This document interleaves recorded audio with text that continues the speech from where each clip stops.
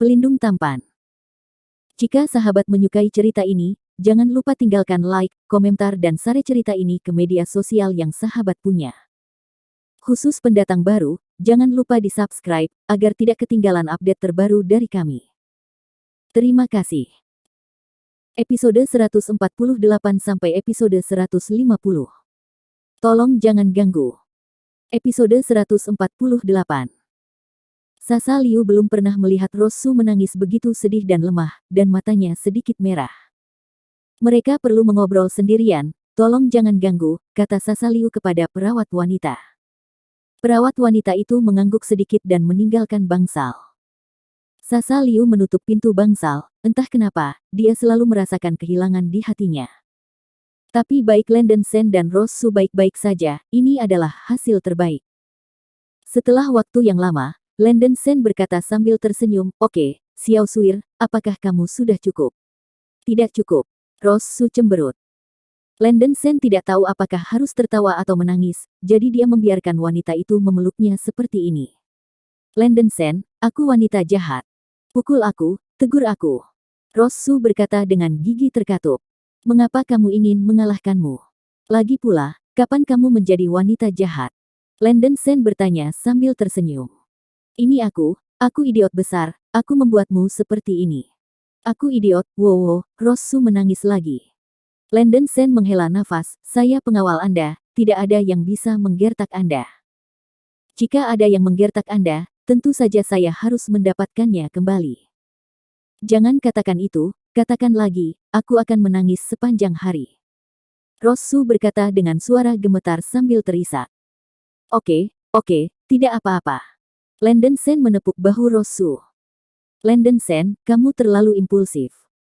Kamu telah membunuh begitu banyak orang kali ini, dan sulit untuk mundur," kata Rosu dengan wajah khawatir. Landen Sen mengangkat bahu, "Jangan khawatir, saya memiliki pengetahuan diri, Anda tidak perlu khawatir tentang kejadian ini." Rosu juga tahu bahwa pikiran pria ini sulit diubah. Dia mempercayai kata-kata Landen Sen dan berkata dengan gigi terkatup, "Landen Sen, tidak peduli bagaimana kamu berubah, selama kamu tidak menyukainya, aku akan berada di sisimu. Di masa depan." Landen Sen merasa sangat hangat di hatinya, dan menggoda, apakah ini ritme yang dijanjikan? Melihat mata Landen Sen yang terbakar, wajah cantik Rosu menunjukkan rona merah menggoda, dan berkata dengan malu-malu, "Tidak serius. Jika kamu tidak menjawab, kamu hanya setuju." Landen Sen tersenyum dan memeluk pinggang ramping Rosu, dia bisa merasakan sentuhan lembut dari dua bola yang menjulang di suatu tempat, kulit halus, dan aroma samar yang memancar dari seluruh tubuh. Tidak, kami belum menentukan hubungan kami," kata Rosu malu-malu. Melihat penampilan pemalu wanita itu, Landen Sen tidak bisa tidak memikirkan adegan harum pesta makan malam itu, dan dia tidak bisa mengendalikannya. Telapak tangannya mencapai sebuah bukit, dan melalui lapisan tipis pakaian, dia bisa dengan jelas merasakan kelembutan dan elastisitas yang datang dari sana. Tubuh halus Rosu sedikit gemetar, perasaan aneh muncul di sekujur tubuhnya, dan wajahnya yang cantik memerah. "Ini adalah rumah sakit, Landen Sen, kamu tidak ingin, silakan." Mendengar suara lemah wanita itu, Landen Sen segera menahan, luka Rosu masih belum sembuh, dan dia tidak bisa menahannya sekarang. "Tidak, maaf, apa aku?" Landen Sen mengendalikan emosinya dan ekspresinya sedikit tidak wajar. Rosu tampak malu, wajahnya memerah, dan dia tidak berani menatap langsung ke arah Landen Sen. Melihat penampilan cantik wanita itu, Landen Sen sedikit tersentuh, lelah dengan kehidupan pembunuhan dan pembakaran selama bertahun-tahun, dan dia juga mendambakan kehidupan tanpa beban. Setelah hening beberapa saat, Landen Sen tiba-tiba berkata, "Rosu, kamu adalah aku, lupakan saja, bicarakan nanti." Awalnya, dia ingin mengatakan kepada Rosu, "Jadilah wanitaku." Namun, Landen Sen memikirkannya, tenggat waktu 3 bulan belum tiba, dan dia belum bebas. "Mengapa kamu setengah jalan?" Rosu menatap Landen Sen dan bertanya dengan tergesa-gesa. "Bukan apa-apa." Landen Sen menggelengkan kepalanya, mengganti topik pembicaraan dan berkata, "Aku ingin menanyakan sesuatu padamu." "Oke." Rosu mengangguk dengan tergesa-gesa.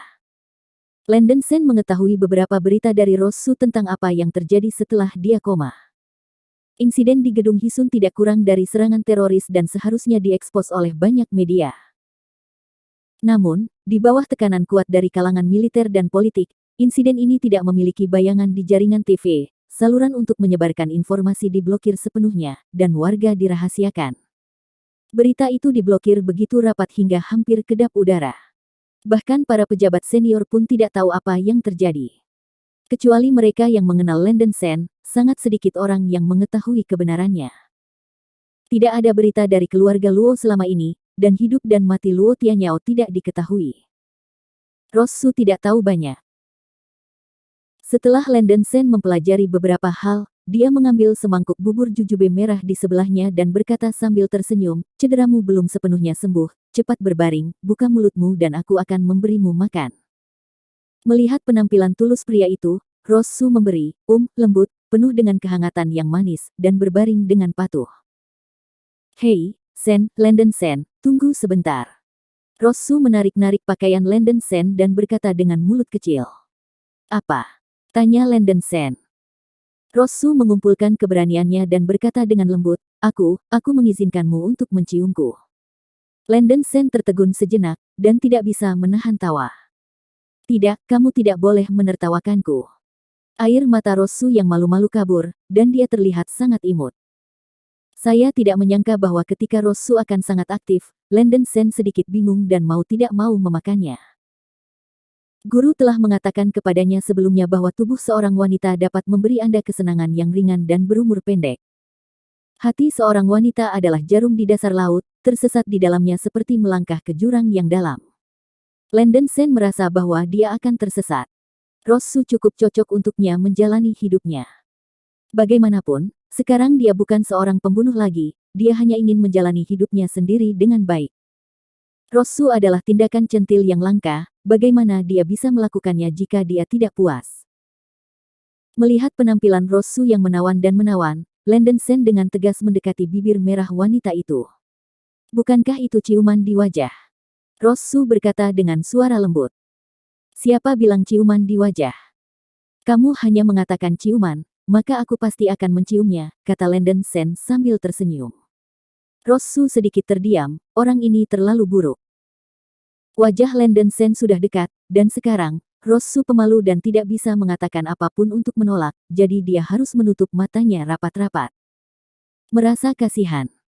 Episode 149. Mulut Landen Sen mencium bibir merah Rosu, dan aroma panas menyebar dengan cepat. Yah, Rosu memeluk Landen Sen dan mengeluarkan dengungan centil. Tepat pada saat ini, ada ketukan di pintu di luar bangsal, dan keduanya terkejut. "Xiaolang, Suir, apakah nyaman bagiku untuk masuk?" Sebuah suara datang dari luar pintu. "Ini kakek." Rosu sangat ketakutan sehingga dia mendorong Landen Sen menjauh, tersipu dan buru-buru meluruskan rambutnya yang berantakan, seperti gadis kecil yang melakukan kesalahan.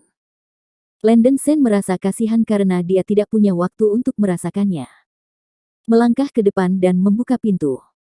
"Kakek Su." Landen Sen tersenyum. Su Yunsan segera melangkah maju, menekan tangannya dengan kuat di bahu Landen Sen, dan berkata dengan penuh semangat, "Tidak apa-apa, tidak apa-apa. Kakek Su, masuk dan bicara." Landen Sen membiarkan Su Yunsan masuk ke dalam rumah, dan pengawal Afei mengikuti di belakangnya. "Suir, bagaimana perasaan tubuhmu?" Su Yunsan duduk di samping ranjang rumah sakit dan bertanya dengan tergesa-gesa. Rosu mengangguk dan berkata, "Kakek, jangan khawatir, tubuhku hampir sembuh, dan aku bisa bangun dari tempat tidur sekarang." "Oh, kamu menakuti orang tua itu sampai mati. Kakek tidak berguna dan tidak bisa membantumu," kata Su Yunsan sedih. Landen Sen menghela nafas, "Kakek Su, jangan khawatir, tidak apa-apa sekarang." Afei di samping tidak bisa tidak melihat Landen Sen beberapa kali lagi, dia tahu apa yang terjadi pada Landen Sen, pemuda ini benar-benar tak terduga.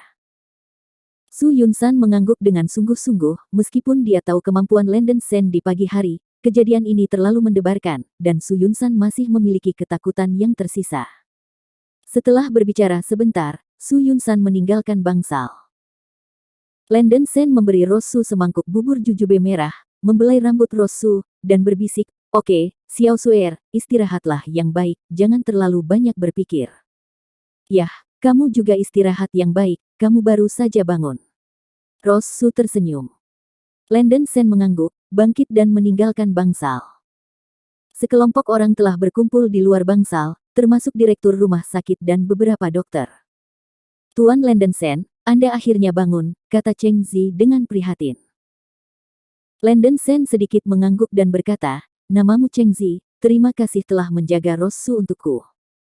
Cheng Zi melambaikan tangannya dengan tergesa-gesa, tidak, ini semua kredit Anda, saya hanya mengikuti metode Anda.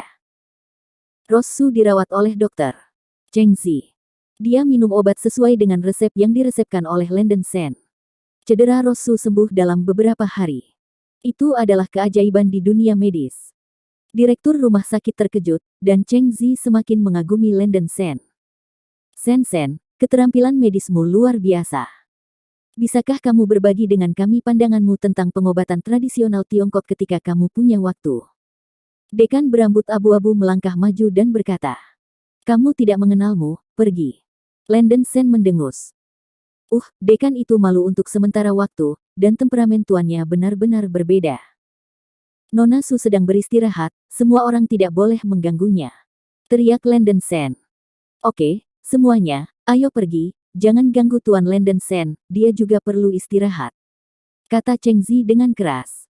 Setelah Kiki berteriak, sekelompok dokter meninggalkan koridor. Landon Sen, perusahaan masih memiliki banyak hal untuk ditangani. Saya akan pergi ke perusahaan dulu, kata Sasa Liu kepada Landon Sen. Sasa, kali ini benar-benar mengganggumu, kata Landon Sen sambil menghela nafas. Selama Rosu dirawat di rumah sakit, Sasa Liu mengurus semuanya di Lingya International.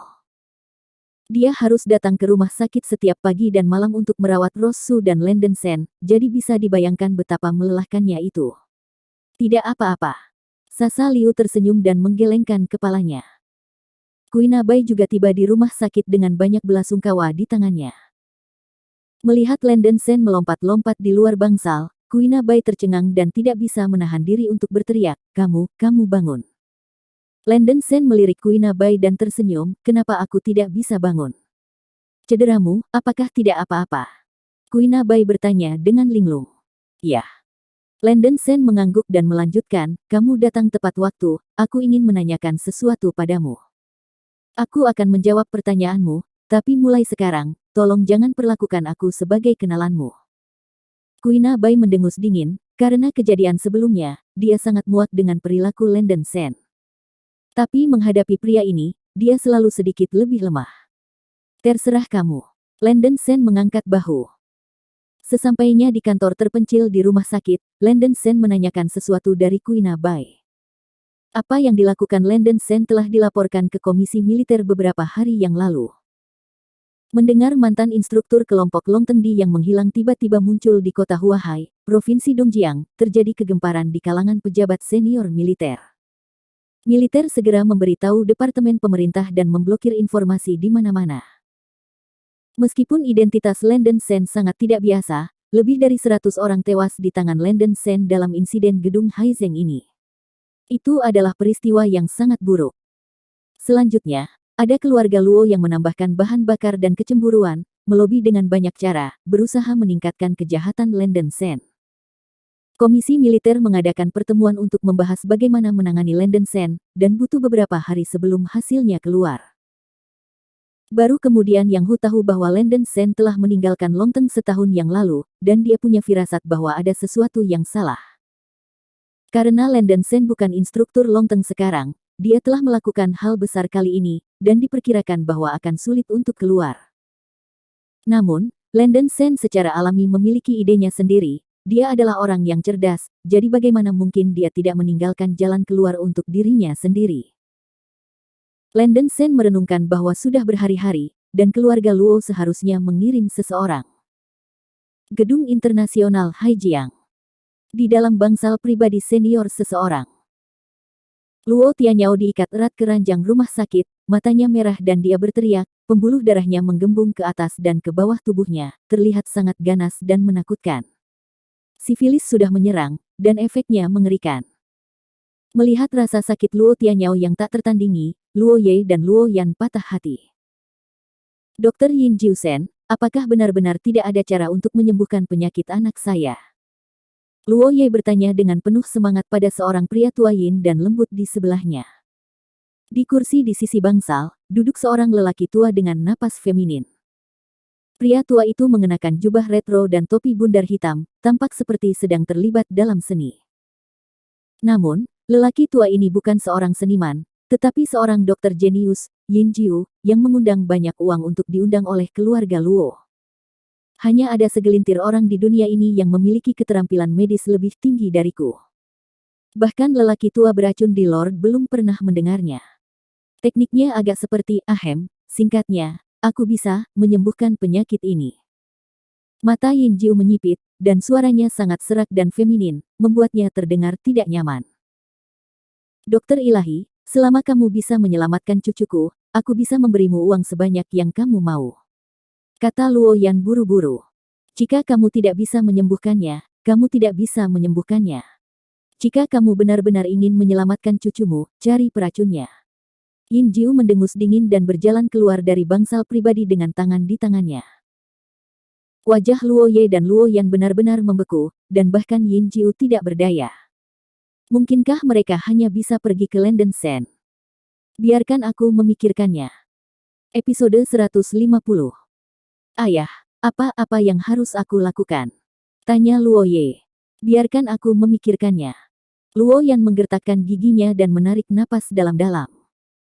Jika terus seperti ini, jika Luo Tianyao tidak mendapatkan pengobatan, dia akan disiksa sampai mati, dan hati Luo Yan berdarah ketika dia melihat ekspresi kesakitan Luo Tianyao.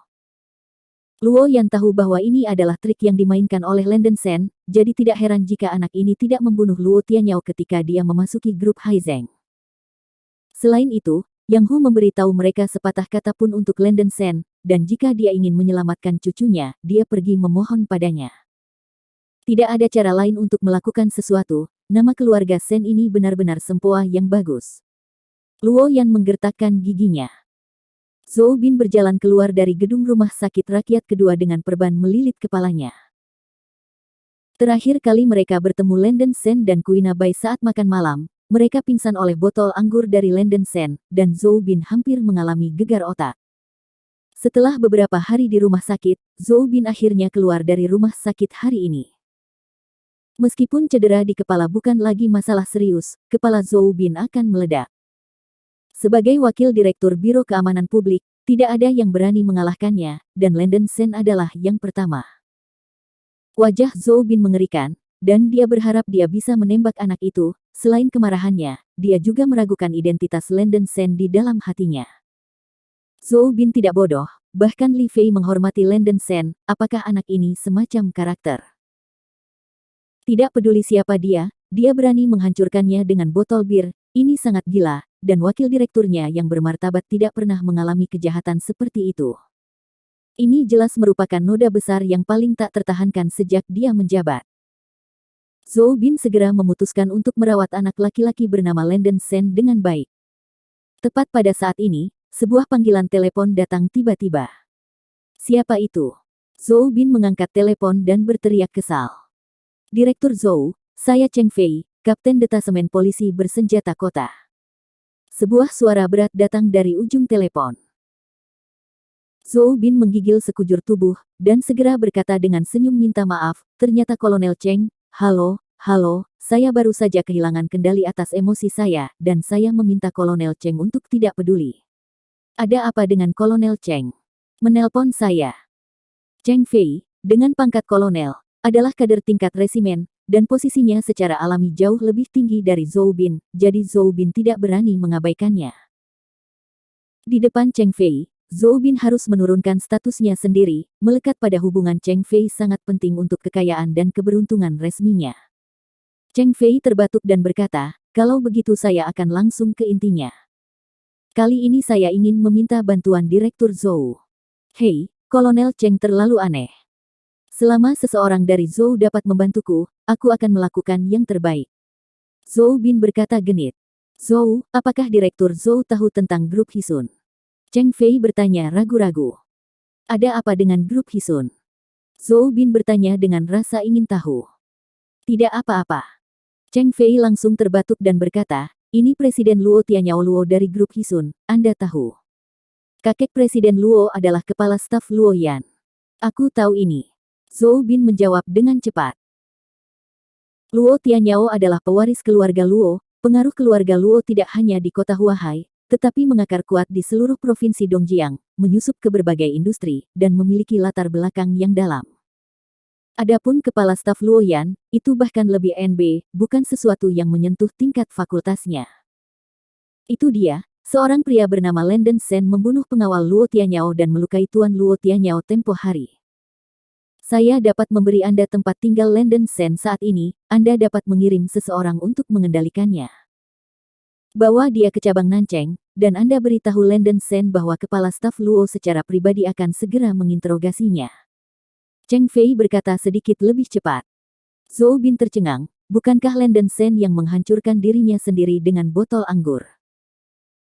Dia tidak bertanya terlalu banyak, hanya bercanda. Orang yang ingin diinterogasi oleh kepala staf Luo pasti sangat penting, dan Zhou Bin tidak berani mengabaikannya. Cheng Fei menambahkan bahan bakar ke dalamnya dan menambahkan, awalnya, masalah ini diperintahkan oleh kepala staf Luo secara pribadi.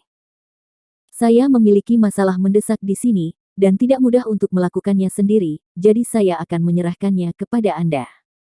Beberapa kata-kata baik untukmu di depan kepala staf. Zhou Bin segera merasa gembira, dan berkata dengan cepat, oke Kolonel Cheng, saya akan mengirim seseorang untuk menangkap mereka segera. Cheng Fei memberitahu Zhou Bin alamat rincin rumah sakit Lenden Sen saat ini di telepon. Setelah menutup telepon, Cheng Fei akhirnya menghela nafas lega. Masalah ini memang ditangani oleh Luo Yan, dan memintanya untuk pergi ke rumah sakit untuk mengendalikan Lenden Sen, membawanya kembali ke kantor polisi, dan menunggu Luo Yan untuk menginterogasinya secara pribadi. Cheng Fei khawatir Lenden Sen tidak akan bekerja sama dengan patuh, tetapi Luo Yan bersikeras bahwa Lenden Sen akan bekerja sama dan menyuruh Cheng Fei untuk bertindak cepat. Memikirkan perilaku kekerasan Lenden Sen, kulit kepala Cheng Fei terasa mati rasa, dan meskipun dia memiliki 10.000 keberanian, dia tidak berani secara pribadi menangkap pria seperti ini yang meniup langit, tapi sayangnya ini adalah perintah.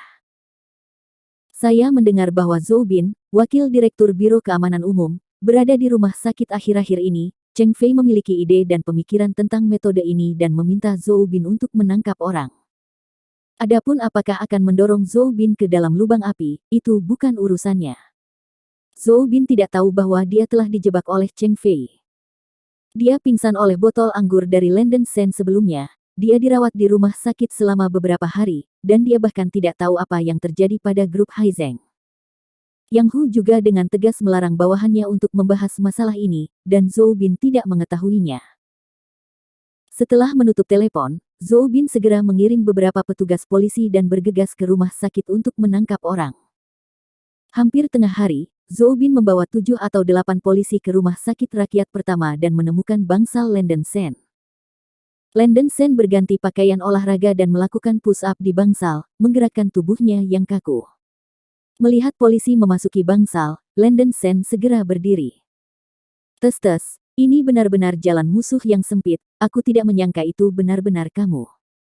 Ketika Zhou Bin melihat Lenden Sen, dia segera menunjukkan senyum yang kejam.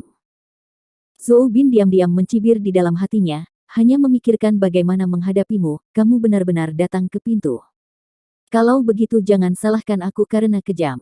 Kenapa kamu? Lenden Sen mengerutkan kening, berpikir bahwa Luo Yan dan Luo Ye akan datang sendiri, jadi mereka mengirim orang ini. Ini aku. Nama keluarga Sen, kamu telah melakukan hal besar, aku melihat berapa lama kamu bisa terus melompat-lompat. Zhou Bin berkata dengan senyum muram. Lenden Sen berkata, apakah Luo Yan memintamu untuk datang ke sini? Wajah Zhou Bin sedikit berubah, bagaimana Anda tahu itu diperintahkan oleh kepala staf Luo? Lenden Sen memandang Zhou Bin dengan perban melilit kepalanya, dan bertanya-tanya apakah ada yang salah dengan kepalanya. Oke, di mana Luo Yan?